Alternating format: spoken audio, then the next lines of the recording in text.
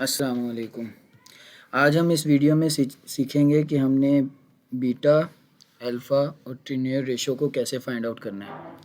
तो इसके लिए सबसे पहले हमें एक कंपनी सेलेक्ट करनी है जो कि पीएसएक्स के ऊपर ना रजिस्टर्ड हो। कोई भी कंपनी आप सेलेक्ट कर सकते हैं।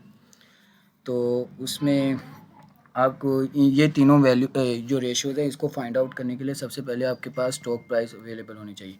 तो मैंने यहाँ पे एज ए एग्जांपल 3 इयर्स की स्टॉक प्राइस ली है। तो ये अब स्टॉक प्राइस आपने कैसे लेनी है, सबसे इस ये पीएसएक्स पे जाएंगे। अब हिस्टोरिकल डाटा में यहाँ पे आप अपनी कंपनी का नाम लिखेंगे, जैसे कि मैंने लिया हुआ है पाकिस्तान केबल लिमिटेड। तो ऐसे आप ये मंथ सेलेक्ट करेंगे और ईयर सेलेक्ट करेंगे, जो भी आपको चाहिए हो। फिर उसके बाद आप सर्च आउट करें, ऐसे ये सारी वैल्यूज़ आपके पास आ जाएंगी। तो आपने यहाँ से डेट और ये जो क्लोज प्राइस होगी डे की वो लेनी है। तो उसके बाद आपने अपने एक्सेल में पुट करनी है ऐसे डेट और स्टॉक प्राइस। ऐसे मैंने ये 3 इयर्स का डाटा लिया है, जैसे कि आप ये देख सकते हैं। अब सबसे पहले हमें रिटर्न फाइंड करना है ये स्टॉक प्राइस का। अब इसको रिटर्न को कैसे फाइंड आउट करना है? रिटर्न को फाइंड आउट करने के लिए हमारे पास सबसे पहले जो करंट डे माइनस ये, जैसे मैंने ये रिटर्न फाइंड आउट किया हुआ है।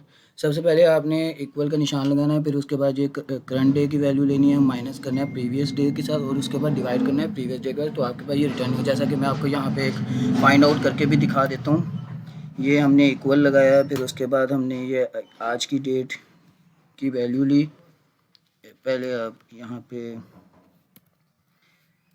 ब्रैकेट लगाएंगे, फिर उसके बाद ये आज की डेट की वैल्यू, फिर उसके बाद हमने यहाँ पे माइनस लगाया ये प्रीवियस डे की वैल्यू। उसके बाद हमने ब्रैकेट क्लोज की, फिर डिवाइड का लगाया, फिर उसके बाद ये दोबारा हमने प्रीवियस डे की वैल्यू ली और हमने इक्वल लगाया। तो ये हमारे पास, अब इसको हम परसेंटेज में चेंज कर लेंगे। तो ये हमारे पास ऐसे ही ये रिटर्न, जैसे ये कैलकुलेट हुआ है ऐसे ही ये रिटर्न हमारे पास कैलकुलेट हो के आ जाएगा।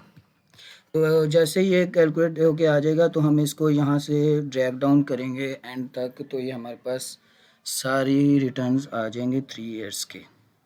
उसके बाद हमने ऐसे ही, जैसे ये स्टॉक प्राइस 3 इयर्स के लिए उसका रिटर्न है, ऐसे ही हमने कराची इंडेक्स की वेबसाइट पे जाना है, वहाँ से 3 इयर्स का, क्योंकि हमने 3 इयर्स लिया है तो वहाँ पे भी हमने 3 इयर्स की स्टॉक कराची इंडेक्स की वैल्यू लेनी है। वो हमने यहाँ पे लेके यहाँ पे एक्सेल में पुट करेंगे। जैसे वो भी ऐसे ही करना है, कराची इंडेक्स की वेबसाइट पे जाके वहाँ से ये वैल्यूज़ लेनी। फिर उसके बाद हमने उसका मार्केट रिटर्न निकालना है। अब ये मार्केट रिटर्न भी सेम ऐसे ही निकलेगा जैसे आज की यहाँ पे भी आपको निकाल के दिखाता हूँ। इक्वल लगा के ब्रैकेट लगाई, उसके बाद हमने आज की वैल्यू ली, माइनस किया प्रीवियस वैल्यू से, डिवाइड कर दी, ब्रैकेट क्लोज की, डिवाइड कर दिया प्रीवियस वैल्यू से। तो हमारे पास ये परसेंटेज की, तो हमारे पास ये आ गया। ऐसे ही हमने ये फिर दोबारा इसको ब्रेक डाउन करना। तो हमारे पास अब आ गए हैं ये दो, कराची इंडेक्स के भी रिटर्न आ गए हैं, मार्केट रिटर्न आ गए और स्टॉक प्राइस के भी रिटर्न आ गए। तो ये 3 इयर्स के हमने निकाले हैं। फिर उसके बाद हमने बात करनी है कि हमने ये 3 रेशो, जो हमारा आज का टॉपिक है, कि हमने ये 3 रेशो बीटा, अल्फ़ा और ट्रेनर रेशो कैसे फाइंड आउट करनी है। सबसे पहले हम बीटा रेशो की अगर बात करें तो बीटा रेशो फाइंड आउट करने के लिए सबसे पहले हमारे पास फार्मूला है beta is equal to, beta find out करने इज़ इक्वल टू स्लोप का फार्मूला लगाएंगे। स्लोप लगा के, जैसे कि मैं आपको यहाँ पे फाइंड आउट करके दिखाता हूँ कि इक्वल लगा के स्लोप, फिर उसके बाद हमने ये स्लोप आ गया, फिर हमने इसको सिलेक्ट करना है। तो ये फिर उसके बाद हमने ये सारी रिटर्न्स की वैल्यूज़ को हमने कॉपी कर लेना है। ये हमने रिटर्न की वैल्यूज़ कॉपी कर ली। फिर उसके बाद हमने कोमे का निशान लगाना है। फिर उसके बाद हमने ये जो मार्केट रिटर्न है इसको भी हमने सारी को कॉपी कर लेना है। तो ऐसे हम ये सारी जब कॉपी कर लेंगे, फिर उसके बाद हमने ब्रैकेट क्लोज करनी है। तो ये हमारे पास स्लोप का फॉर्म, ये हमारे पास ऐसे ही हमारे पास ये बीटा कैलकुलेट हो जाएगा।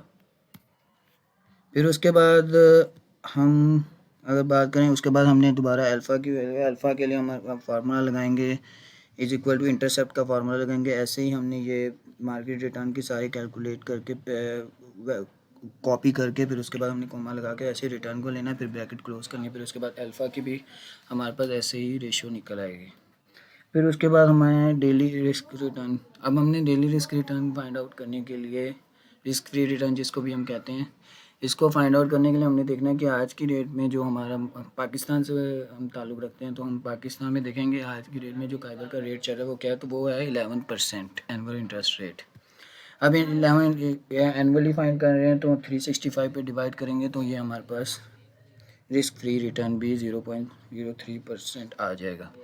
उसके बाद हम बात करें ट्रेनर रेशो की। ट्रेनर रेशो को हम कैसे फाइंड आउट करें? ट्रेनर रेशो को फाइंड आउट करने के लिए हमारे पास सबसे पहले एवरेज नहीं होनी चाहिए, एवरेज होनी चाहिए हमारे पास रिटर्न की, स्टॉक प्राइस का जो हमने रिटर्न निकाला है। लेकिन यहाँ पे मैंने डायरेक्ट ही अब ले लिया एवरेज, तो ऐसे आप अलग से भी फाइंड आउट कर सकते हैं, लेकिन मैंने यहाँ पे डायरेक्ट ले लिया। तो मैंने फार्मूला लगाया इक्वल टू एवरेज, ब्रैकेट लगा के एवरेज के बाद मैंने ये सारे रिटर्न्स की वैल्यू को सिलेक्ट कर लिया। उसके बाद मैंने ब्रैकेट खोल के फिर उसके बाद माइनस करना है रिस्क फ्री रिटर्न जो हमने यहाँ पे निकाला हुआ है, ये वाला। आप ये भी ले सकते हैं एज इट इज़, लेकिन मैंने यहाँ पे फार्मूला लगाया।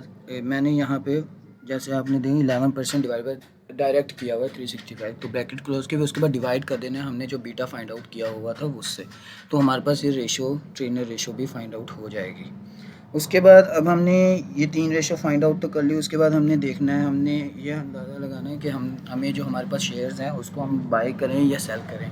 तो मैं यहाँ पे जो मैंने रेशो निकाली है मैं उसमें से देखूँगा कि मैंने ये सारे, तो मेरा इस रिज़ल्ट पे निकला कि पहुँचा कि मुझे ये रेशो शेयर्स को बाई करना चाहिए। इसकी रीज़न बताता हूँ। पहले बीटा का मतलब है कि हमने रिस्क को मेजर करना है, जो मार्केट के लिहाज से जो हमारा रिस्क होता है उसको हम मेजर करने को हम बीटा कहते हैं। अब यहाँ पे जैसे कि मेरा बीटा निकला है 0.12, मतलब कि स्टॉक की जो प्राइस है वो वेरी स्टेबल है, वो मार्केट में ना ज़्यादा अप जाएगी ना डाउन जाएगी, स्टेबल प्राइस है, तो इसमें रिस्क भी लो है। तो ये हमारे लिए सूटेबल है और हमें इस पे रिटर्न्स भी स्टेबल मिल सकते हैं, तो इसलिए हम यहाँ पे अपने शेयर्स को बाय करेंगे। उसके बाद अगर हम बात करें अल्फ़ा की, अल्फ़ा का मतलब होता है कि हमारे जो कंपनी कितना एक्स्ट्रा रिटर्न करिए, रिस्क को एडजस्ट करने के बाद हम कितना एक्स्ट्रा रिटर्न जनरेट करें। तो यहाँ पे जैसे मैंने रेशो फाइंड किया कि अल्फ़ा 0 है, तो मतलब कि ना मुझे ज़्यादा एक्स्ट्रा रिटर्न फाइंड ना मुझे कम होगा, क्योंकि 0 है।